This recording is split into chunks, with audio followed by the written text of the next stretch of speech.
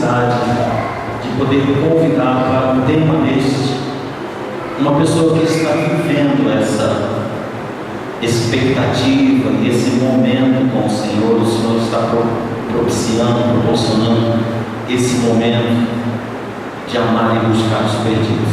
Então, eu peço à igreja que nós nos coloquemos em pé. Aleluia. Infelizmente nós não temos hoje, embora tenhamos um bom número de irmãos, mas eu gostaria que mais pessoas ouvissem a mensagem de amor aos perdidos, porque eu creio que ela está no centro do coração de Deus, né? Olhe, estenda suas mãos. Espírito Santo, teu servo é mensageiro teu, Senhor. Nós oramos, Pai, pedindo, Senhor, que mais uma vez o teu Espírito Santo use esse vaso costumeiramente usado com poder, com autoridade, para pregar a tua palavra e para abalar corações, e para abrir portas, e para derrubar muros, e para tirar, Senhor, enganos da mente de alguém que por acaso aqui, Senhor, esteja vendo o Evangelho de uma forma equivocada. Nós te pedimos, Senhor, agora que aceites o nosso compromisso que nós temos feito em toda a campanha, de que os nossos ouvidos, os nossos olhos, o nosso coração estará completamente atento à pregação da tua palavra. E eu me comprometo contigo, Senhor, a não permitir que nada, que ninguém tire a minha atenção, o meu foco de ouvir a tua palavra, de entendê-la e de buscar colocá-la em prática na minha vida. Peço isso também para a vida dos meus irmãos, em nome do Senhor Jesus. Amém.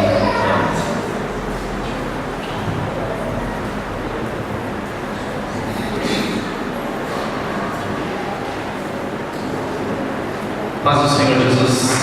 Amém. Pode se assentar por um instante? Eu pensei em contar a respeito do nosso trabalho e ministrar a palavra de Deus antes disso, mas eu vou fazer o contrário, me permita. Depois nós vamos entrar na palavra para que eu faça um link da minha história de vida com relação à palavra de Deus que eu vou estar pregando essa noite. Então, para não deixar a conclusão para o final, eu vou inverter a ordem. Para quem não me conhece, né, eu nasci praticamente dentro dessa igreja aqui mesmo. Eu fui membro de uma igreja que era aqui nessa salinha. Essas duas salinhas aqui, na verdade, era uma casa. Quem é dessa época aí? Opa! Temos ainda os perseverantes aí. Era aqui, dentro dessa sala. E provavelmente eu cheguei nessa igreja um pouco mais novo do que meu filho. Volta dos 6, 7 meses de idade, 8 meses de idade. Eu frequentei aqui até os 20 anos de idade. E nesse lugar Deus falou muito ao meu coração. Uma das coisas que Deus falou ao meu coração, e a gente às vezes fica preocupado de que Deus está falando lá na igreja X, na igreja Y, mas Deus fala ao nosso coração onde nós estamos. Então eu estou aqui para valorizar o que Deus falou no meu coração nesse lugar. E Deus me entregou uma promessa, ao mesmo tempo uma responsabilidade de pregar a palavra de Deus, não somente aqui nesse lugar, não somente no lugar onde eu vivia, mas Deus me levaria para fora do Brasil. Talvez naquela época, para algumas pessoas, aquilo entrou por um ouvido e saiu pelo outro. Mas dentro do meu coração, aquela palavra falou forte e muito firme. E eu guardei aquela palavra no meu coração e pude falar para o Senhor Jesus: eis-me aqui. Mas eu era apenas um menino. Eu ainda não tinha expectativas do que fazer, o que imaginar fazer na obra de Deus. E Deus foi me ensinando, passando por vários trabalhos dentro da igreja, várias oportunidades dentro da igreja, e foi lapidando o meu ministério. Então, eu digo hoje, que é até engraçado, que eu só na igreja não fui líder de grupo de mulheres, graças a Deus, né? Eu só não fui líder de grupo de mulheres, já fui líder de jovens, já fui líder de adolescentes, já fui líder de louvor, já fui líder de tanta coisa. Mas Deus sempre falava no meu coração: isso é uma preparação para você. E eu tomei aquilo na minha vida como uma palavra de Deus. E antes de começar a falar disso, a minha trajetória também começa com a vida da minha esposa. Quando nós começamos a nos relacionar, eu falei, olha, eu tenho um chamado de Deus. Você topa? Ela falou, eu topo, e você aonde você for. Uma das primeiras coisas que eu conversei com a Silvia a respeito do nosso relacionamento é se ela estaria disposta a ir comigo onde Deus nos mandasse. Foi uma das primeiras coisas que nós acordamos no nosso relacionamento. Antes mesmo dela me amar, como ela ama hoje, graças a Deus. Ela disse sim. Eu falei, olha, não esquece dessas palavras. E o tempo foi passando, eu acreditando que aquele chamado de Deus para a minha vida ainda estava lá engavetadinho, obrigado. Estava lá na gaveta de Deus, mas o propósito de Deus estava andando a passos largos. Como Deus, Ele não é homem para que minta, nem filho do homem para que se arrependa. E eu, por algumas vezes, fiz algumas viagens para visitar missionários fora do Brasil. E esse chamado sempre ardeu no meu coração. Eu até brinco. Hoje em dia eu prego fora do culto, viu, pastor? Eu falei, culto não é para missionário. Estou brincando. E eu, nesse tempo que Deus veio falando no meu coração, eu tive a oportunidade de visitar um trabalho no Egito, e que era dirigido por um outro líder, que eu fiquei extremamente apaixonado. Aquele homem saiu do Brasil também, não somente ele, mas outros amigos brasileiros, para fazer um trabalho no Egito de salvar crianças de rua, crianças em situação de rua. Elas não são crianças sem família, mas é que lá no Egito tem tanta pobreza, mas tanta pobreza, uma família às vezes grande de 9, 8, 10 filhos, em que os filhos sentem a responsabilidade de ir para fora e para a rua, morar na rua, porque dentro de casa não tem recurso. É mais fácil ela estar na rua e conseguir mais bola para conseguir comer, do que ela estar dentro de casa esperando o pai trazer a provisão para dentro de casa para 8, 9 filhos. Lá, para vocês terem uma ideia, um salário de um policial, que é um salário médio de um trabalhador no Egito, é $50. $50 hoje está em torno de R$120, R$130.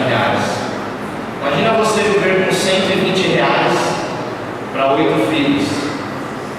Isso é um salário médio de um trabalhador no Egito.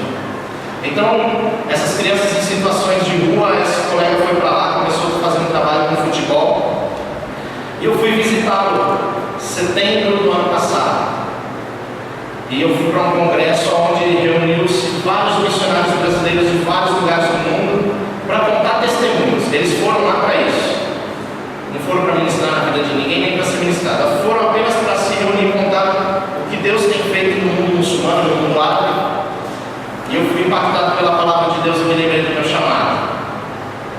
E eu tenho várias experiências, infelizmente o tempo não vai ser permitido, mas eu quero contar apenas uma. Uma é do pastor Sandro, que está no Afeganistão. E no Afeganistão tem dois tipos de temperatura, muito quente e muito frio. E num dos períodos muito frios, chegou a 30 graus negativos. O pastor, juntamente com a sua esposa, dava aula de inglês para as crianças. E ele se viu sem recursos para continuar dando aula para aquelas crianças, porque eles não tinham mais dinheiro, não tinham mais recursos. Eles montaram uma escola na casa deles e os recursos acabaram. E o pastor Sandro subiu para a laje da sua casa para orar. Começou a fazer igual aquele homem que brigou com Deus. Começou a falar com Deus e falou: Deus, não está vendo a minha situação? Aquela coisa que de vez em quando a gente faz. E Deus falou assim: eu estou no controle de todas as coisas. Foi a única resposta de Deus para ele. Aleluia. Acabada aquela oração, aliás, a oração dele foi interrompida porque a campainha da casa dele tocou. E ele teve que descer para atender a campainha da casa dele. Era um soldado americano. E ele descobriu, conversando com as pessoas daquele bairro, que lá havia um brasileiro. Então foi até a casa do brasileiro para pedir se o general deles, eles estavam em uma comitiva militar, poderia utilizar o banheiro dele. O general ficou com dor de barriga. Olha só o negócio. Então o general não tinha onde ir, precisou recorrer ao brasileiro. E ele autorizou aquele general a usar o banheiro dele. O general descobriu que ele era o único daquele bairro que tinha banho quente. Pediu para tomar um banho, tomou um banho. E depois de ter sido agraciado, como diz na palavra de Deus, lavado o ventre, né? E e tomado um banho quente, perguntou para ele, para o Sandro, falou: o que você faz aqui? Ele falou: trabalho com crianças, sou brasileiro, tenho um trabalho social aqui.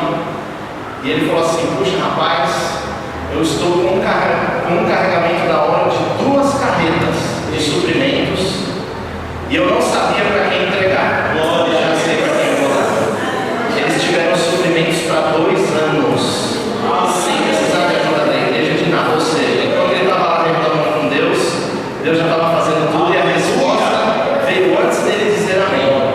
Ele não disse amém, a oração dele foi interrompida porque a campanha tocou. Então, dentre essas e dentre outras experiências, eu falei: Deus, eu não dependo de mim mesmo, Senhor. E eu conversei com o Antônio e falei: Antônio, eu já fiz tanta coisa na minha vida, eu preciso saber o que eu posso te ajudar aqui no Egito. Eu venho aqui e passo um mês com você. Passo uns 40 dias, pego a minha esposa no mês de férias, venho para cá, a gente dá um jeito. Deus falando para mim: não é férias que eu quero que você passe no Egito.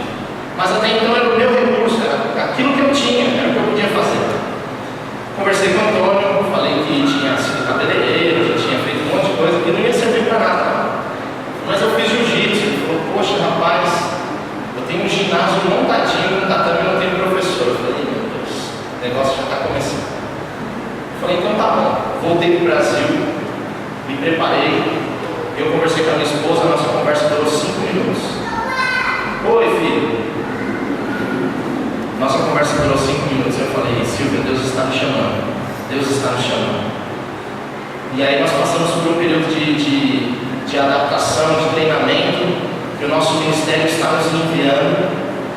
E o nosso ministério, ele tem uma coisa no estatuto dele. O estatuto da Igreja do Evangelho Quadrangular diz que todo missionário e toda missionária precisa passar por um treinamento de 9 meses, ou no Haiti, ou aqui no Paraná, ou na Bolívia. Tem 3 ou 4 bases de treinamento missionário. Só que tudo é missões urbanas, coisa que nós não utilizaríamos. Nós fomos fazer a prova, fomos aprovados, e um dos sinais que eu pedi para Deus é que nós não precisássemos passar por esse treinamento de 9 meses, que custaria para nós R$2.000 por mês. R$2.000 para passar 9 meses, você já fazia como? Nós não tínhamos esse recurso. Então orei ao Senhor e Deus não fez com que nós passássemos por esse treinamento e guardássemos recursos. Só que a igreja falou assim: então vocês vão e ficam lá um ano com recursos de vocês, já que vocês não precisaram gastar, vocês ficam com recursos de vocês. Se vocês conseguirem se adaptar, quando vocês voltarem os outros 3 anos, que o nosso projeto é 4 anos de passar no Egito, a igreja vai apoiar o projeto de vocês. Então as coisas começaram a se encaixar. Só que o milagre de Deus, para encerrar, foi o seguinte: quando eu tive essa conversa com o Antônio, eu falei: Antônio, quanto que eu preciso para vir aqui para o Egito passar um ano? Porque depois a igreja vai estar mandando os recursos para nós. Ele falou assim: em torno de R$1.000, $1.200 na época. $1.200 hoje dá o quê? 2.000 e poucos reais. Ele falou assim: não, com esse recurso você consegue passar tranquilo aqui. Só que teve essa revolução. E o custo de vida lá no Egito dobrou. E eu tinha me preparado para quanto? $1.200. E aí eu falei assim: Senhor, como é que vai ser esse negócio? Deus falou: eu estou no controle. Começou que o primeiro milagre de Deus para a nossa vida foi que nós precisávamos alugar um apartamento. O apartamento era $600, era metade do recurso que eu tinha. Eu falei: se eu vou pagar metade de um aluguel com um recurso, vai sobrar só metade para a gente comer e fazer alguma coisa. E aí eu falei para o Antônio: tenta negociar com a mulher para o ano todo. Aí ele foi e negociou com a mulher fez por $350, ou seja, de 600 caiu para $350 o valor do nosso aluguel durante o ano. E mais, nós já temos internet e telefone, serviço que aqui no Brasil demora alguns dias para instalar e a gente liga para reclamar, né? Lá no Brasil, para ligar uma internet é de 4 meses a um ano, o prazo que eles dão. Isso se eles forem, se eles não se esquecerem. Então, nossa casa já tem a mobília, nós já temos internet, já temos telefone, tudo para facilitar. Mas mesmo assim, ainda os meus recursos não davam. Eu comecei a orar a Deus, e Deus falando: eu estou no controle. Uma empresa ficou sabendo que nós estaríamos indo para lá e abriu as portas de emprego para nós. Então nós vamos estar trabalhando numa academia também para termos recursos pessoais para poder estar evangelizando. Mesmo assim, ainda não dava, pastor. E eu orando a Deus, e Deus falando, eu estou no controle. E hoje, pela manhã, quando eu fui trabalhar, hoje praticamente foi o meu último dia de trabalho aqui no Brasil, que agora eu vou entrar nesse processo de 20 dias para preparar as coisas para ir embora. Eu recebo um e-mail pela manhã. Lá no Egito funciona assim, aqui a gente paga mensalidade escolar, né? Todo mês a gente paga mensalidade, aluguel, essas coisas. No Egito tudo você paga no começo do ano. Se a gente reclama aqui que a gente paga IPVA, imposto, essas coisas, lá não existe mensalidade de absolutamente nada. Tudo é à vista no começo do ano. E aí eu não tinha esse recurso para pagar línguas para mim e para minha esposa, que custaria $500. $500 mais de R$1.000. Ou seja, nós não tínhamos recurso. Aí eu recebi um e-mail nessa manhã, a menina falando assim, você é brasileiro, eu sei que você está querendo vir aqui no Brasil, posso te fazer uma proposta? Ela nem me conhece. Já vou fazer uma proposta, porque não teve troca de informações. Ela foi conversando como se ela já tinha dado a resposta por mim que eu aceitaria. Ela falou, você vem aqui para o Egito, você e sua esposa dão aula de português aqui, e você, sua esposa e seu filho podem estudar aqui na escola gratuitamente. Ou seja, as coisas foram acontecendo e agora eu percebi que realmente Deus está no controle de tudo, mesmo já sabendo disso antes. Eu precisava de confirmações. Então nós estamos indo agora dia 1º de fevereiro para o Egito, eu, a minha esposa, a minha família, e nós só pedimos para a igreja que vocês intercedam por nós. Esse é o nosso pedido maior, porque todos os missionários que estão no campo estão passando por grandes dificuldades espirituais. Não é dificuldade financeira, não é dificuldade com a língua, não é dificuldade com a adaptação, porque no campo missionário muçulmano só vai quem é guerreiro. Então normalmente o pessoal que está lá já é um pessoal que já veio treinado no Brasil, né? Já passou pelas grandes dificuldades e chega lá se adapta. Então, a grande dificuldade é a área espiritual. Então estejam cobrindo nós de oração. Muita perseguição tem acontecido e o lugar onde nós vamos é fechado ao Evangelho. Para vocês terem uma igreja, eu consegui participar do culto de uma igreja. E o culto era assim, o pastor pregando, dentro da igreja tinha 3 soldados egípcios. Se o pastor fizesse o apelo, os soldados poderiam fuzilar ele em cima do altar. Poderia pregar o Evangelho, mas não poderia falar o que é aceitar Jesus. Se ele fizesse isso, ele poderia ser fuzilado dentro da igreja. Então, essa igreja batista que eu fui participar desse culto, está lá há mais de 40 anos fazendo trabalho social. Ela é a única igreja de portas abertas, uma igreja evangélica mesmo, protestante. Todas as demais são cristãs católicas, né?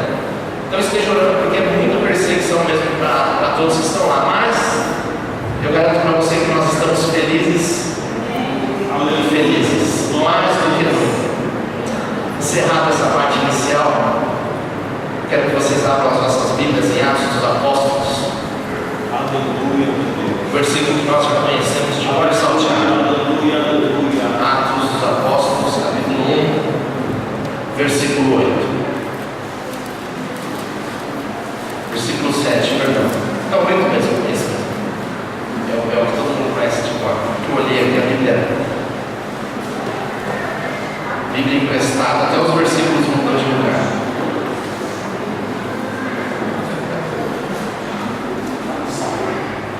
Está no Salmo aí.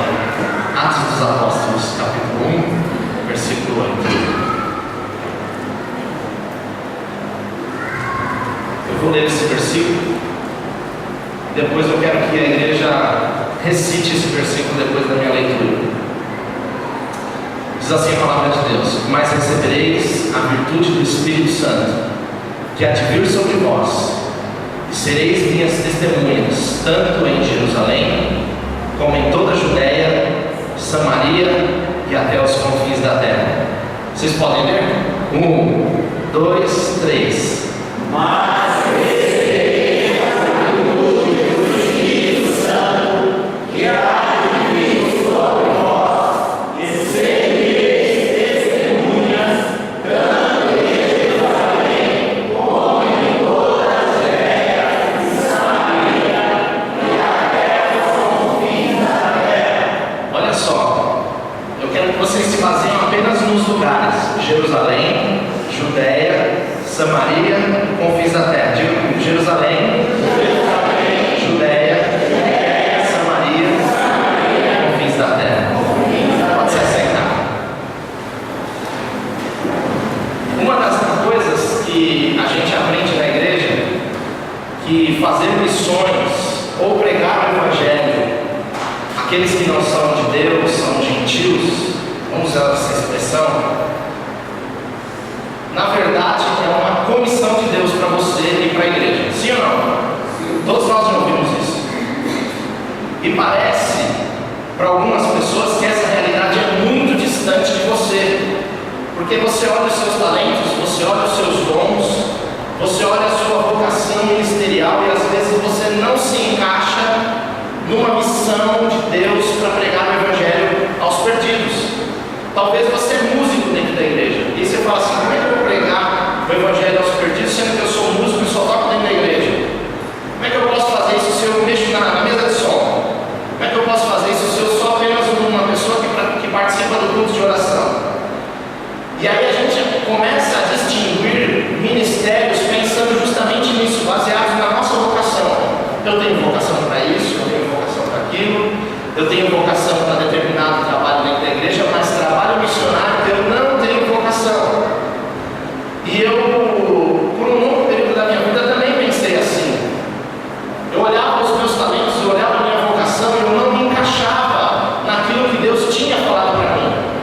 Eu não encaixava o meu trabalho dentro de um trabalho missionário, porque eu sabia que Deus tinha um chamado para mim, para pregar o evangelho aos muçulmanos, basicamente aos muçulmanos, e eu falava assim: aonde eu for pregar o evangelho aos muçulmanos, eu não posso cantar um hino de louvor a Deus.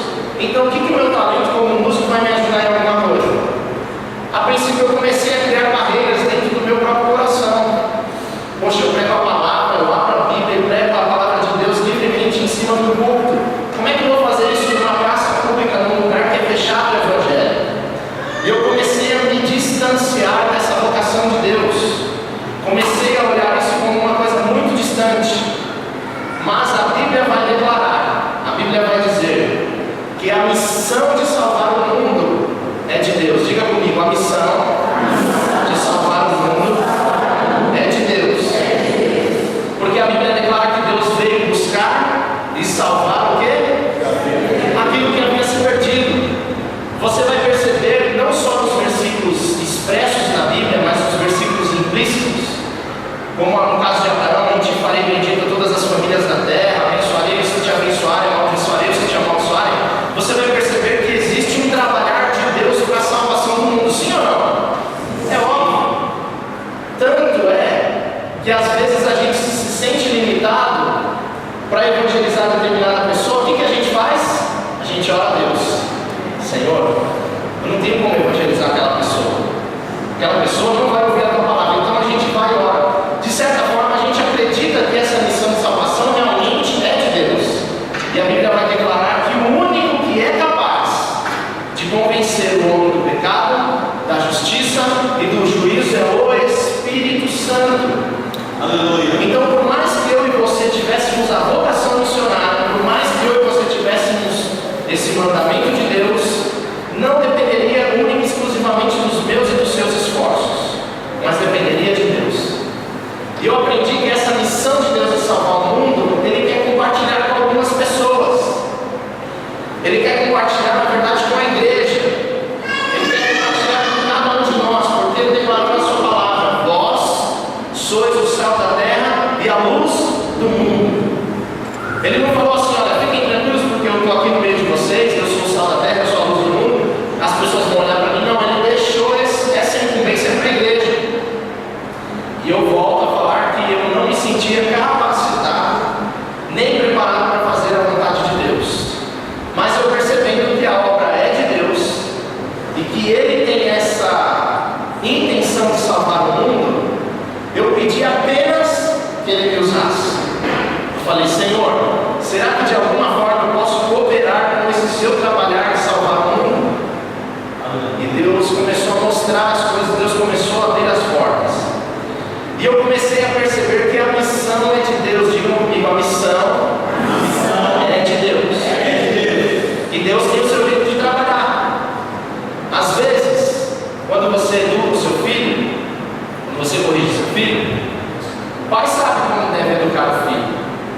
pai sabe como deve chegar no seu filho, no coração do seu filho e atrair a atenção do seu filho para si, para o que o pai quer que faça. Às vezes, aquela educação, aquele pedido que você faz para o seu filho é fácil dele te atender, mas às vezes o que a criança faz? Resiste. Às vezes ela te dá mais trabalho para atender o seu chamado, e aí você vai dando oportunidades, e até chegar o momento que você fala: agora eu vou ter que te chamar para uma conversa específica. Vamos sentar aqui, filho. Deus faz assim conosco. Deus às vezes chega em você e te dá coloca uma coisa na sua mão, um trabalho, um talento, alguma coisa na sua mão, e às vezes você é aquela pessoa que da noite para o dia começa a fazer um monte de coisa. Você é aquela pessoa espontânea que da noite para o dia começa a fazer as coisas de Deus, mas às vezes você não se sente capacitado, ou aquele chamado envolve tantas coisas, tantas responsabilidades que você deixa de lado. Mas o seu pai que está no céu sabe como trabalhar na sua relação. E a igreja aconteceu a mesma coisa. Deus chegou para a igreja através da pessoa de Jesus Cristo e disse assim: vocês serão minhas testemunhas, assim que o Espírito Santo descer sobre vós, em Jerusalém, Judéia, Samaria e os confins da terra. Talvez nessa leitura inicial de Atos capítulo 1, versículo 8, a gente lê os outros versículos de Atos como um texto histórico. Parece que as coisas aconteceram da noite para o dia. O versículo 1 aconteceu, o versículo 2 aconteceu 50 dias depois da ascensão de Jesus, depois da Páscoa. Aí parece que o versículo 3 já aconteceu logo em seguida, 2, 3 dias depois. O versículo 4 parece que aconteceu uma semana depois. Não, foram anos e anos de história. O livro de Atos que nós lemos, ele é de uma história longa, é quase que o período inteiro da história do cristianismo do primeiro século, quase que o período inteiro. Então as coisas não aconteceram da noite para o dia. Deus deu uma ordem: filhos, filhas, vocês serão minhas testemunhas em Jerusalém, Judéia, Samaria e confins da terra. Se a igreja fosse inteligente, como todo mundo elogia a igreja do primeiro século, a igreja saberia falar: pastor, diácono, líderes, Deus nos entregou uma missão. Vamos fazer o seguinte, sabe? Vamos agora. Nós estamos aqui em Jerusalém, já estamos em Jerusalém, já estabelecemos a igreja. Vamos agora até a Judéia. Quando chegar na Judéia, a gente abre a igreja, a gente funda a igreja, a gente coloca a célula lá, a gente faz tudo isso. E vamos para onde? Samaria. E depois que a gente estabeleceu o trabalho de Deus como uma ordem de Deus para Samaria, a gente sai de lá e vai para onde? Os confins da terra. Mas não foi assim. A igreja chegou em Jerusalém, começou a crescer e se acomodou. A igreja percebeu que a igreja se expandiu, as coisas começaram a ficar boas para a igreja. Elas se estabeleceram e ficaram confortáveis no seu trabalhar em Jerusalém. Tanto é que elas nem queriam se misturar com os gentios. Para quê? Se só eram convertidos judeus ou proselitistas ao judaísmo, era mais fácil, os costumes eram mais fáceis. Pregar a palavra para judeu convertido era mais fácil, né? Guarda ou não guarda sábado, circuncida ou não circuncida, eram as coisas que estavam envolvidas naquele pessoal. Eles já estavam acostumados com aquela cultura, com aquele costume. E passou-se anos e anos, e a igreja ficou estagnada em Jerusalém. Aí Deus, inteligentemente, olha para a igreja e fala assim: a igreja não está caminhando de Jerusalém para a Judéia, nem para a Samaria e nem para os confins da terra. Espera aí que eu vou fazer um negócio. Teve um homem que foi apedrejado em Atos capítulo 7. Alguém lembra o nome desse homem? Estevão. Essa igreja é linda, né? Só você fazer uma pergunta que ela responde na Bíblia na hora, né? Tem igreja que você pergunta: quem nasceu e morreu na cruz? Quem foi mesmo? Foi o padre José de Anchieta, né? A igreja não sabe nem quem nasceu e quem morreu, quem cresceu e para morrer numa cruz. Essa igreja sabe. Estevão foi apedrejado. E havia um homem que consentiu na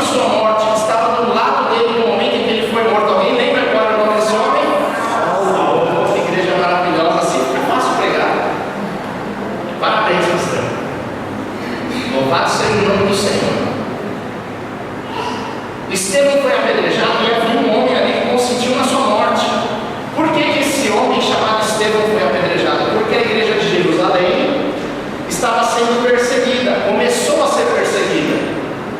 Estevão não foi apedrejado por nada, ele foi apedrejado porque ele pregou a palavra de Deus com veemência. Ele chegou no momento e falou: cidadãos, não sei o quê, olha, esse homem que vocês estão falando aí, ele pregou o evangelho, e ele, naquele momento, viu os céus abertos, e aquelas pessoas até acharam que ele estava blasfemando, porque ele viu Jesus à destra de Deus. E aí sabe o que aconteceu com a igreja que estava em Jerusalém? Confortavelmente assentada nos seus bancos, né? Precisaram sair, sabe para onde? Alguém faz ideia? Judéia. Vamos confirmar isso? Atos capítulo 7. Vamos ver se o que Deus falou se cumpriu. Não era a vontade da igreja sair e fazer missões não, viu? A igreja estava querendo ficar lá. Olha que louvor abençoado, tem até coral, tem pé de fogo, tem tudo aqui, Jesus. Tem pastor para nos aconselhar, tem ministério de danças e gestos. Maravilha, para que sair daqui? Aqui está confortável. Olha só, Atos capítulo 7, versículo 59, último versículo. Pode deixar isso aí na lousa. Diz assim, na lousa, nossa, coisa de professor isso aí. Pode deixar isso na lousa. Enquanto apedrejavam Estevão, este orava: Jesus, recebe o meu espírito. Então caiu de joelhos e bradou: Senhor, não consideres culpados deste pecado. E tendo dito isto, adormeceu. E Saulo estava ali consentindo na morte de Estevão. Naquela mesma ocasião, desencadeou-se uma grande perseguição contra a igreja que estava em Jerusalém. E todos, exceto os apóstolos, foram dispersos para as regiões da e para onde?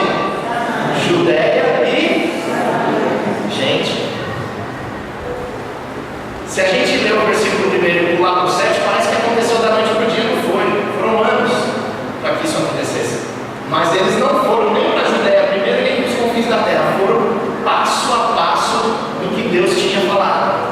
Quando a gente vê esses negócios na Bíblia jogados assim, tem gente que pensa que é aleatório. Não, nome de cidades, genealogias.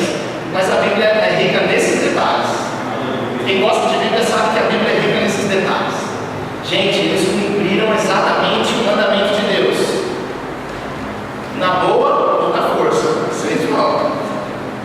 Desencadeou uma grande perseguição contra a igreja de Jerusalém. Eles foram para a Judéia e foram para a Samaria, aonde a igreja não queria ir. Como é que a igreja de Jerusalém, formada por judeus, ia em Samaria, gente? Não dava. Eles não se davam com os samaritanos, mas tiveram que ir pregar o evangelho àqueles gentios que eles achavam que eram gentios, porque Deus tinha falado. Mas o mais interessante disso é que ali na morte de Estevão, no momento em que se desencadeou uma grande perseguição com a igreja de Jerusalém, contra a igreja de Jerusalém, tinha um homem lá chamado Saulo, e que consentiu na morte daquele homem. E Deus falou assim: é esse que eu quero para os confins da terra. A igreja não vai entender nada quando Deus fala a respeito de missões. E Deus está trabalhando dia e noite para missões. Deus está trabalhando dia e noite para salvar os perdidos. Mesmo que a igreja às vezes dê uma adormecida, Deus não se esquece, Deus está trabalhando. E aí Deus pegou aquele homem que consentiu na morte de Estevão, fez ele passar acho que 13 anos no deserto. Foi 11 ou foi 13? 13, acertei de primeira. 13 anos de preparação no deserto. E foi interessante que a primeira palavra que Deus deu para Saulo, depois da sua conversão, que ele pediu para que um dos apóstolos fosse lá falar com Paulo, e todo mundo estava preocupado, porque Paulo era um grande perseguidor da igreja. Sabe qual foi a palavra de Deus para Saulo? Talvez, depois da minha e da sua conversão, a gente gostaria de receber aquele tipo de profecia. Fica tranquilo, meu filho e minha filha, porque agora você vai comprar 10 casas novas, o seu carro que era velho, que quebrava em cada esquina,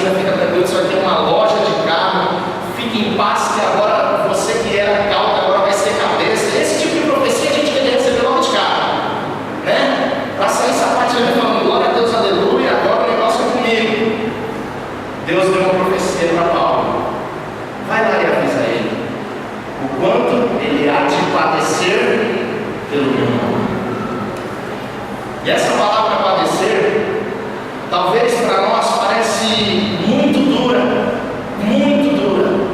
Padecer pelo Evangelho de Deus, padecer por Deus, fazer a vontade de Deus. Você vai padecer, meu filho, minha filha, você vai padecer perseguição por causa do meu nome.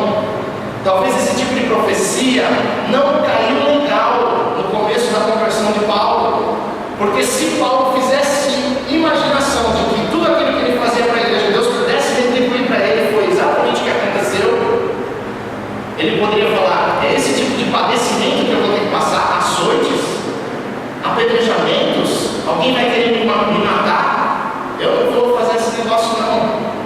Mas esse homem chamado Paulo, no final da sua vida, fazendo um retrospecto de tudo que ele padeceu pelo nome de Deus, de todos os naufrágios que ele sofreu, de todos os açoites que ele sofreu, foi picado por animais peçonhentos, tudo. E ainda a tradição diz que esse homem morreu degolado.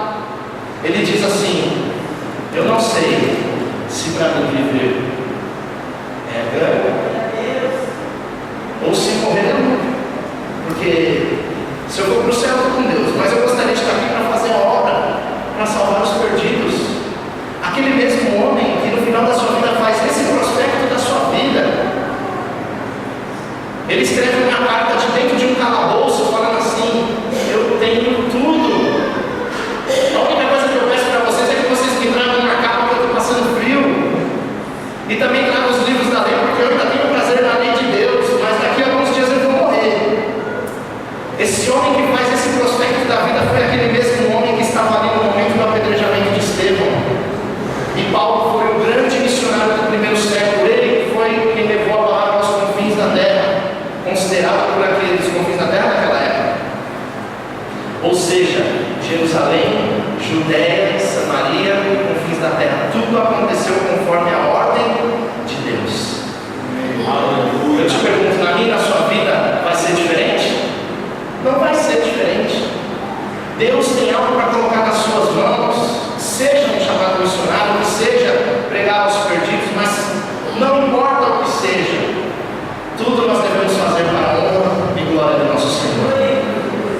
E esse chamado, essa vocação não pode deixar eu e você parado no nosso lugar. A única coisa que a minha e a sua fé, a minha e a sua vocação não pode permitir é que a gente estacione e passe um tempo de férias. Porque eu vou roubar uma palavra de um pastor amigo meu, ele diz assim: Deus não está disposto a dar Bolsa Família espiritual para ninguém.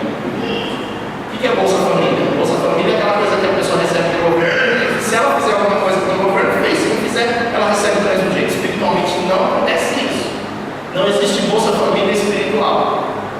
Ou seja, eu e você não estamos aqui de férias. Eu e você, nós estamos aqui numa missão a qual Deus nos entregou. A missão é dele, mas ele está perguntando para mim e para você se nós estamos dispostos a arregaçar as nossas mangas, se nós estamos dispostos a pelo menos orar, se nós estamos dispostos a contribuir a fazer qualquer coisa para que o reino de Deus seja propagado. Eu e você somos salvos e luz. Se eu passasse aqui contando as experiências nas quais eu pedi para Deus, para que Deus confirmasse o meu chamado, eu passaria aqui a noite inteirinha. E mesmo assim, às vezes o medo imperava no meu coração, a dúvida, a ansiedade. E eu sei que você é igualzinho a mim. Mas Paulo também era assim. Abraão, o pai da fé, também era assim, cismado. Sai da tua terra e da tua parentela. O texto de Atos vai dizer que o Deus chamou Abraão lá quando ele estava na sua terra, em Ur dos Caldeus. E aí chegou em Arã e levou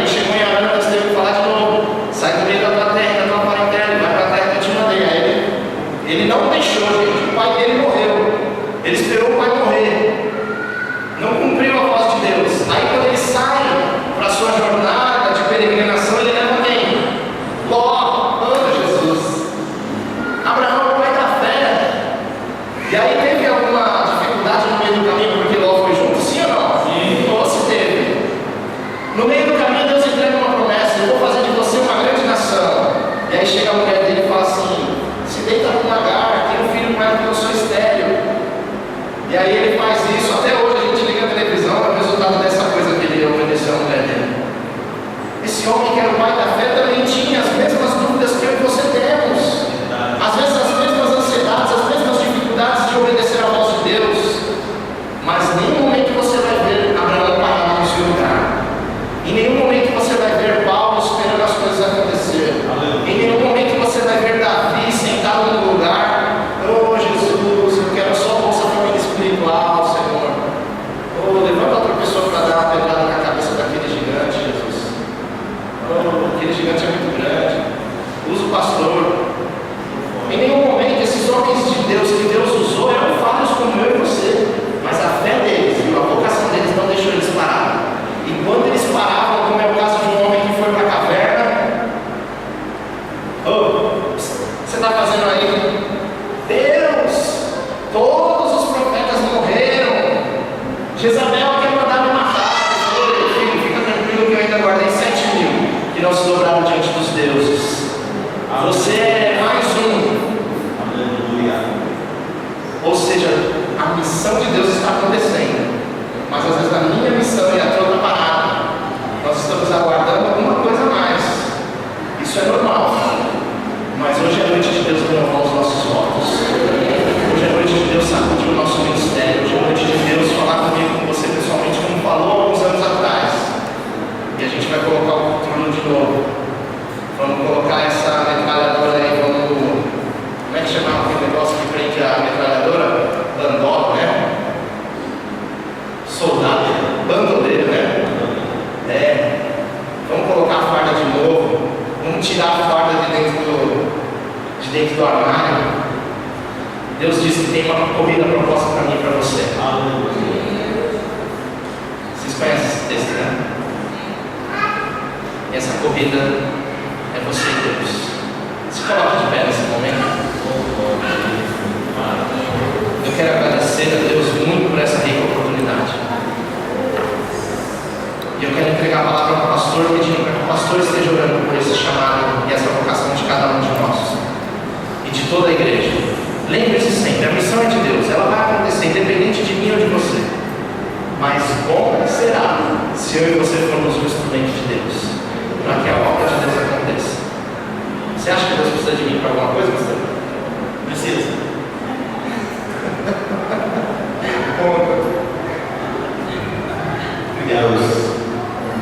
Deus conta conosco, embora não precise, mas Deus conta conosco porque a bênção maior